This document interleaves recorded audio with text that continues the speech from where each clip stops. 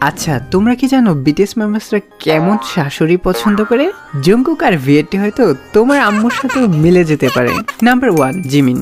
Jimin তো এমন শাশুড়ি পছন্দ করে যে কিনা ড্যান্স করতে পারে, কারণ জিমিন তার শাশুড়ির সাথে রাতের বেলা ডিজে পার্টি করবে।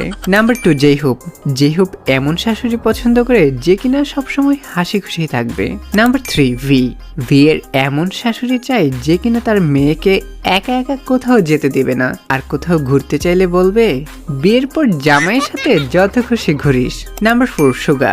সুগার এমন শাশুড়ি পছন্দ যে শাশুড়ি আর সবসময় ঘুমাইতে পছন্দ করে, কারণ সে নিজে একটা ঘুম পাগল।